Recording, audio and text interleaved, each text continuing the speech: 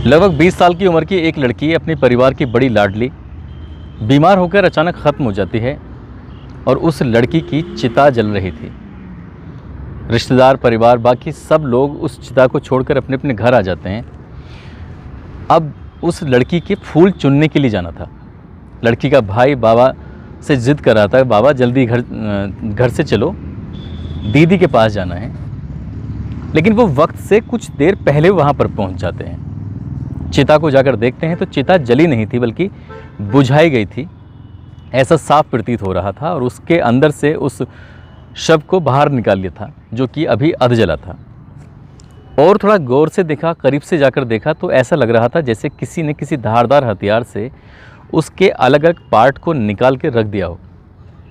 यानी कि साफ जाहिर था किसी जानवर ने या किसी वैसे जीव जंतु ने उसको नुकसान नहीं पहुंचाया था, बल्कि किसी ने उसके पीस बनाकर काट के अलग किए थे। उसके भाई, जो लड़की का भाई है, उसके दिमाग में, उसके जहन में बहुत सारे सवाल चल रहे थे। वो हर सवाल का जवाब जानना चाहता था। सवालों के जवाब जब उसको मिलते हैं तो वाकई उसके पैरों तले ज़मीन खिसक जाती है, उसके शरीर में सिरहंसी पैदा हो जाती है। इस कहानी का जो अंत है वो वाकई बहुत दुखद है, लेकिन जब उसकी गहराई में वो लड़का जाता है तो ना जाने कितने ऐसे शरीर थे जिन्हें काटा गया था, जिन्हें अलग किया गया था। आदाब, नमस्कार, सत श्री अकाल। मैं उस्मान सैफ़ी। आज की जो सच्ची घटना मैं आपको सुनाने जा रहा हूँ, ये सच्ची घटना है उत्तर प्रदेश का एक ज़िला है मुरादाबाद और उसकी तहसील है ठाकुरद्वारा। दरअसल ठाकुरद्वारा तहसील का एक कॉलोनी है काशीराम नगर। और काशीराम नगर की जो छतें हैं, लोग अगर अपनी छतों से झांक कर देखें तो वहीं एक मोहल्ला है होलिका, और होलिका मोहल्ले से लगा हुआ एक शमशान घाट है। एक व्यक्ति दूर से देख रहा है अपनी छत से, तो दो व्यक्ति वहाँ ज़मीन पर पड़े हुए हैं। करीब आधे घंटे के बाद भी उन दोनों व्यक्तियों का कोई मूवमेंट नहीं होता है, वो अपनी जगह से हिलते नहीं हैं। ये देखकर वो छत पर खड़ा हुआ व्यक्ति, जो लगातार उसकी बार बार नज़र जा रही थी, उसे कुछ शक पैदा होता है और सीधा वहाँ से जाता है उस शमशान घाट में। और वहाँ जाकर जो अपनी आँखों से दृश्य देखता है, उसको देखने के बाद वाकई उसके रोंगटे खड़े हो जाते हैं। दरअसल दो व्यक्तियों की वहाँ लाश पड़ी हुई थी और दोनों व्यक्तियों को बहुत बुरी तरह से, बड़ी बेरहमी से किसी क्रूर व्यक्ति ने मारा था। इतना सब कुछ देखने के बाद वो व्यक्ति ज़ोर ज़ोर से चिल्लाने लगता है, चीखने लगता है। उसकी चीख पुकार सुनने के बाद होलिका मोहल्ले के लोग और काशीराम नगर के लोग इकट्ठा हो जाते हैं। तभी कोई पुलिस को फ़ोन करता है। ये वाक़या है 28 अक्टूबर की सुबह, 28 अक्टूबर 2019 की सुबह लगभग 7 या 8 बजे के आसपास का वाक़या है। अभी एक दिन पहले दीपावली का त्यौहार गया है और अगले ही दिन सुबह में ये जब वारदात हो जाती है तो वाकई उस इलाके की पुलिस के लिए एक सोचने वाली बात थी, परेशान करने वाली बात थी। पुलिस फोर्स मौके पर आती है और दोनों ही शव को कब्ज़े में लेकर पोस्टमार्टम के लिए भेज दिया जाता है। दरअसल उनकी जो सर थे वो बुरी तरह से कुचले हुए थे। उनसे पहचान पाना कि ये कौन है, ये किसके शव हैं, ये बड़ा मुश्किल काम था। हालांकि स्थानीय लोगों ने कपड़ों के आधार पर, उनके पहनावे के आधार पर बहुत ही कम समय में पता लगा लिया था कि आखिरकार मरने वाले व्यक्ति कौन हैं। ये उसी शमशान की देखरेख करते थे, वहीं पर ये अपनी पूजा पाठ भी करते थे। नाम इनका राजेंद्र गिरी, दूल्हापुर गांव, सबलपुर ठाकुरद्वारा के ये रहने वाले। दूसरे व्यक्ति का अंदाज़ा लगाया गया था क्योंकि वो भी, उसकी बात क्लियर हो जाती है, नितेश कुमार, काला झांडा, ठाकुरद्वारा। अब इन दोनों व्यक्तियों की जो जिम्मेदारी थी वो इसी शमशान घाट की रखवाली करना, इसकी देखरेख करना, यहाँ की जो जिम्मेदारियाँ होती हैं, इन जिम्मेदारियों को वो दोनों बखूबी निभाया करते थे। आसपास के लोगों में इनकी पहचान अच्छी खासी थी। मगर इन दोनों को कोई क्यों मारेगा, ये वाकई अपने आप में एक सवाल था और इस सवाल का जवाब हर कोई व्यक्ति जानना चाहता था कि आखिरकार इनके साथ ऐसा क्यों हुआ है और क्यों इन दोनों को किसी ने मारने की कोशिश की है। 28 अक्टूबर 2019 का ये वाक़या है। पोस्टमार्टम रिपोर्ट आ जाती है अगले दिन, यानी कि 29 अक्टूबर को, और उस पोस्टमार्टम रिपोर्ट से पता चलता है कि किसी भारी वस्तु से या किसी नुकीली वस्तुओं से इन दोनों के सर पर अनगिनत वार किए गए थे। यानी कि मारने वाले ने अपना जो अंदर की गुस्सा था, अपने अंदर का क्रोध था, इन दोनों से बखूबी निकाला। आखिरकार इनका गुस्सा किससे था, किससे क्रोध था, ये बात जानने के लिए जब पुलिस ने अलग अलग लोगों से पूछताछ की, या होली का मोहल्ला हो या काशीराम नगर हो, आसपास के लोग जो इनके पास आते थे जाते थे, जिनसे बातचीत होती थी, या पिछले दिनों जिन जिन लोगों के घरों से किसी की मौत हुई है और यहाँ शमशान घाट पर आकर किसी को जलाया गया हो, उसका अंतिम संस्कार किया गया हो, ऐसे सभी लोगों के पास पुलिस जाती है, मगर पुलिस के हाथ खाली थे, उन्हें कुछ भी नहीं मिल रहा था। ये राजेंद्र गिरी जो बाबा हैं, तांत्रिक हैं या फिर पूजा पाठ करते हैं, सभी तरह के लोग अलग अलग तरह की बातें इनके बारे में कहते हैं। ये पूजा पाठ करते थे, यहाँ के लोगों की इनके प्रति बड़ी मान्यता थी, लोग इनसे कुछ भी अपनी मन्नतों को लेके जाया करते थे तो उनकी मन्नतें भी पूरी हो जाया करती थी। तो ऐसी कंडीशन में अब क्या दुश्मनी रही होगी, किस दुश्मनी का हर एंगल को तलाशने की कोशिश की जाती है, मगर कोई दुश्मनी का एंगल किसी से निकल कर सामने नहीं आता है। अब इस जो व्यक्ति है राजेंद्र गिरी, इसका भाई नंदू पुलिस के पास जाता है और पुलिस में से कहता है कि मुझे एक व्यक्ति पर शक है जो मेरे भाई को मार सकता है। उसका नाम बंटी है, बंटी उर्फ योगेंद्र। मुझे इस पर शक है, जो कि जमुनावाला का रहने वाला है।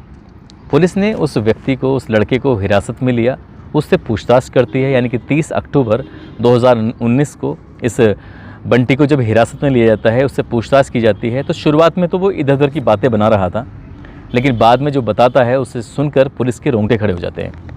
पुलिस सख्ते में आ जाती है। जो एसपी देहात हैं उदय शंकर सिंह, वो भी सुनकर सन्न रह जाते हैं कि क्या ये सच है। दरअसल वो लग नहीं रहा था कि ये जो बात बता रहा है वो वाकई सच है। कुछ ऐसी बात वो बताता है कि एक लड़का है जिसका नाम है अंकुश यादव। अंकुश यादव ने इस हत्याकांड को अंजाम दिया है। अब अंकुश यादव अपने इस हत्याकांड को क्यों अंजाम देगा? वो सीधा साधा लड़का है जिसकी उम्र अभी 20 या 22 साल के आसपास रही होगी। पुलिस उसकी तलाश में जुट जाती है। आखिरकार कड़ी मशक्क़त के बाद उस अंकुश यादव को पुलिस जब तलाश करके लेके आती है, उससे जब पूछताछ करती है तो चौंकाने वाली बात सामने आती है। दरअसल 12 दिसंबर 2019 का ये वाक़या, उसकी बहन पिछले 6 महीने से लगातार बीमार चल रही थी। अपनी बहन से ये पूरा परिवार, उसका भाई बेइंतहा प्यार करता था। उसको बचाने की हर संभव कोशिश की गई थी, हर संभव प्रयास किया गया था ताकि वो बच सके, मगर होने को कौन टाल सकता है। वो बेटी बच नहीं सकी और 12 अगस्त 2019 को इसी शमशान घाट में उसकी चिता जलाई जाती है। सैकड़ों लोग उस चिता में शामिल होते हैं और उसके बाद ये लड़का जो अंकुश यादव है, अपनी बहन अंशु के इस चिता से दूर नहीं जाना चाहता था। वो अपने पापा से कहता है कि पापा भले ही आप चले जाओ, लेकिन जब तक बहन की चिता पूरी तरह से जल नहीं जाती उसका यहाँ से जाने का मन नहीं कर रहा है। लेकिन पापा उसके सोचते हैं कि बेटा तुम यहाँ रहोगे तो और परेशानी बढ़ेगी, इसलिए साथ घर चलो और बाद में हम जब फूल चुनने के लिए आएंगे तब देखेंगे। लड़का मान जाता है। उन्हें आना था 3-4 घंटे के या 4-5 घंटे के बाद, एक जो निर्धारित समय होता है कि तब तक हाँ ये चिता जल चुकी होगी। मगर बेटे की ज़िद के आगे पिता की बिल्कुल नहीं चलती है और वो सीधा शमशान घाट पहुंच जाते हैं और वहां जाकर देखते हैं तो चिता खुर्द-बुर्द पड़ी हुई थी। यानी कि चिता के अंदर से उस शव को बाहर निकाला गया था और शरीर के अलग अलग हिस्सों से उसके गोश्त को, उसके मीट को अलग निकालकर शायद किसी ने खाने की कोशिश की थी। इन्हें गुस्सा आता है और इस शमशान की जो रखवाली करते हैं वो राजेंद्र गिरी हैं और साथ ही उनका एक दोस्त है, उनका एक चेला है नीतीश कुमार। गुरु और चेले से जब बातचीत की जाती है तो गुरु और चेला सटीक जवाब नहीं देते हैं, उत्तर नहीं देते हैं। तब तो ये बाप बेटे यहाँ से चले जाते हैं। मगर इस लड़के के दिमाग में, इस अंकुश यादव के दिमाग में कई तरह के सवाल थे, कई प्रश्न थे जिनका वो जवाब जानना चाहता था। और उस दिन के बाद से उसने इस शमशान घाट में देर से बेर आना शुरू कर दिया। कभी कभार उसका दोस्त बंटी भी यहाँ पर आया करता था और इनके आने और जाने को कई बार राजेंद्र गिरी ने देख लिया था कि आखिरकार यहाँ बंटी और उसका दोस्त अंकुश यादव आते हैं। तब 27 अक्टूबर 2019 का वाक़या था। अब तक वो बहुत सारे सवालों के जवाब जान चुका था और यहाँ से कुछ शराब की बोतलें लेके जाता है दीपावली की उस रात। यहाँ ये चारों बैठकर शराब पीते हैं और शराब पीने के बाद फिर वही सवाल करता है कि तुमने मेरी बहन के साथ आखिरकार क्या किया था। शराब के नशे में वो राजेंद्र गिरी और उसका जो शिष्य चेला था नितेश, वो स्वीकार कर लेते हैं कि वो जो चिताएं होती हैं उस चिता से जला हुआ मीट वो खाते थे। उस दिन उसकी बहन का मीट भी उन लोगों ने खाया था। अब ये बात सुनकर वो सन्न रह जाते हैं। यहाँ पर दोनों आपस में झगड़ा करने लगते हैं। अंकुश को बहुत ज़्यादा गुस्सा था। वो अपनी बहन से बेइंतहा प्यार करता था, उसके मन में बहुत ज़्यादा गुस्सा भी पल रहा था। लेकिन उसी के मुंह से, यानी कि राजेंद्र गिरी के मुंह से सुनने के बाद उसका गुस्सा और बढ़ जाता है।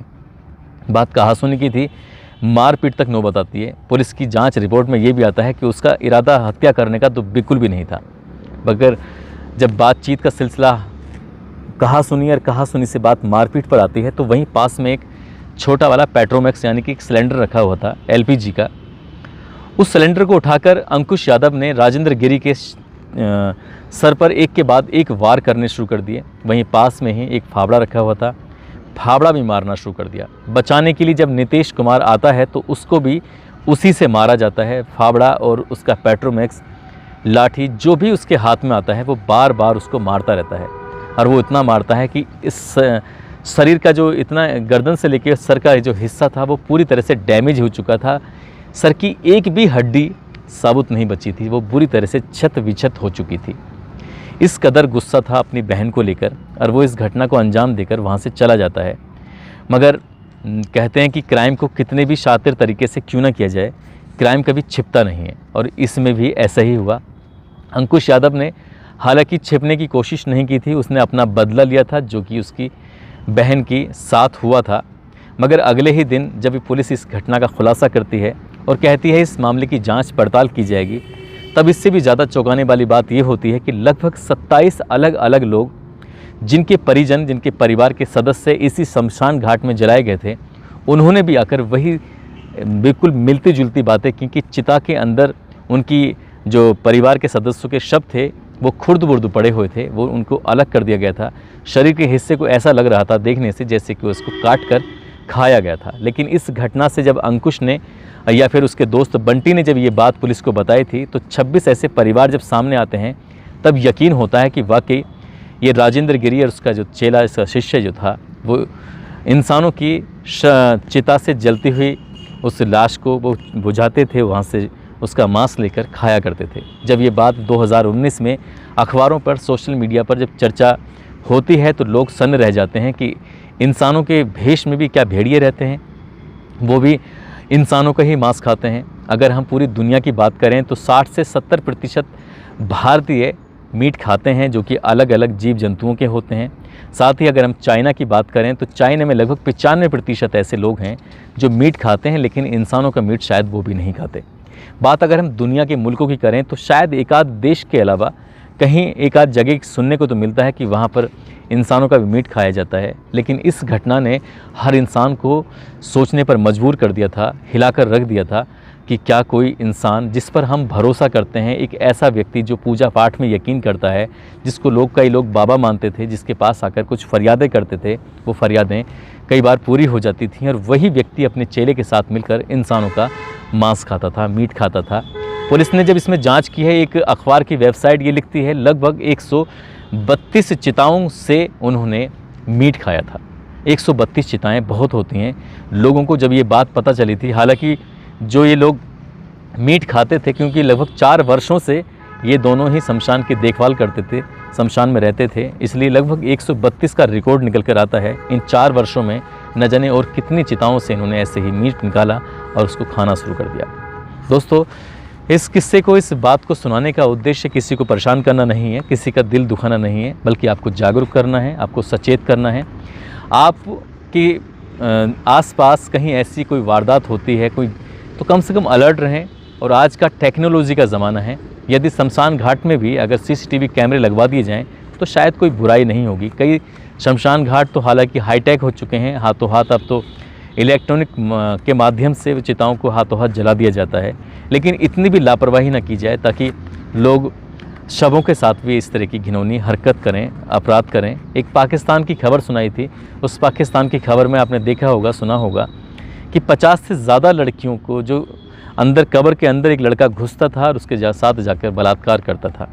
तो ऐसी ही घटनाएं ये एक आम बात सी होती चली जा रही हैं। सोशल मीडिया, इंटरनेट के माध्यम से, अखबारों के माध्यम से ये बातें हम लोगों तक पहुंच जाती हैं। इन बातों को पहुंचाने का मकसद भी लोगों को जागरूक करना ही होता है। तो आप जागरूक रहें, सतर्क रहें, अपना ख्याल रखें। जय हिंद, जय भारत।